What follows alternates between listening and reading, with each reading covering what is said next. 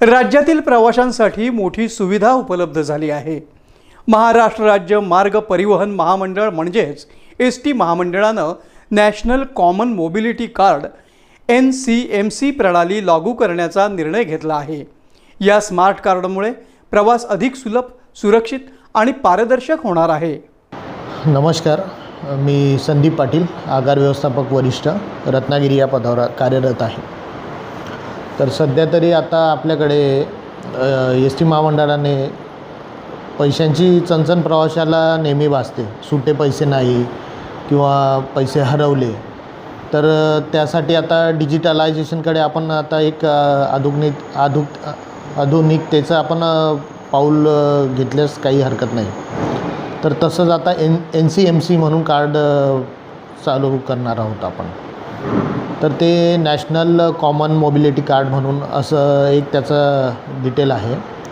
तर ते कार्ड आपल्याला रजिस्ट्रेशन करायचं असेल तर स्टँडवर जायचं, म्हणजे आता आपले एजंट चालू होतील तर स्टँडवरती जाऊन प्रवाशांनी तिथे जाऊन आधार कार्ड, मोबाईल नंबर, तर ते रजिस्ट्रेशन नोंदणी केली की ते कार्ड असं एवढं कार्ड असेल ते आधार कार्डसारखं तसं आपल्याला ते प्रवाशाला दिलं जाईल।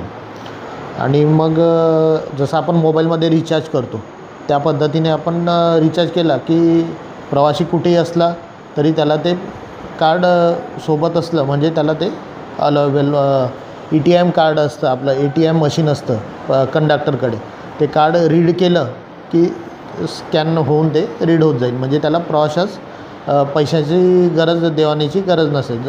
आणि सेम आपलं मोबाईलसारखं आहे, जसं आपण 100 रुपयाचा 50 रुपयाचा जो काही XYZ रिचार्ज करतो तशा पद्धतीने आपण मोबाईलमध्ये आपलं त्या कार्डमध्ये स्टोअर करू शकतो।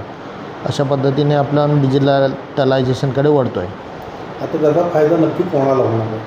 त्याचा फायदा म्हणजे विद्यार्थी, जसे आपण पत्रकार,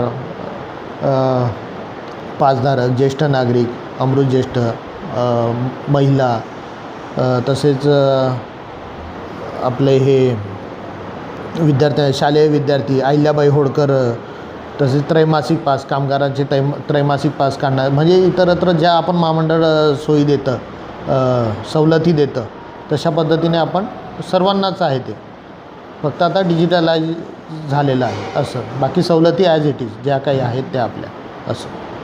विद्यार्थ्यांना त्यांच्या क्रमांकाशी जोडलेलं कार्ड, ज्येष्ठ नागरिक आणि महिला प्रवाशांना आधार संलग्न कार्ड, तर दिव्यांग प्रवाशांना UDID क्रमांकाशी जोडलेलं विशेष कार्ड देण्यात येणार आहे। स्वातंत्र्य सैनिक, अधिस्वीकृतीधारक पत्रकार आणि राज्यस्तरीय पुरस्कार विजेत्यांनाही विभागीय कार्यालयामार्फत कार्ड मिळणार आहे।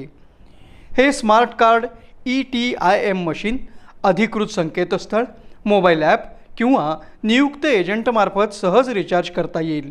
त्यामुळे प्रवास व्यवहार पूर्णपणे रोखविरहित आणि अचूक नोंदींसह पारदर्शक होणार आहे। या नवीन कार्डाची किंमत 199 रुपये असून जुनं कार्ड जमा केल्यास ते 149 रुपयात उपलब्ध होईल। राज्यभर 3000हून अधिक एजंट बस स्थानकांवर नियुक्त करण्यात आले असून नोंदणी प्रक्रिया थेट बस स्थानकावरच पार पडणार आहे। एसटी प्रवाशांनी या डिजिटल सुविधेचा लाभ लवकरात लवकर घ्यावा असं आवाहन महामंडळानं केलं आहे।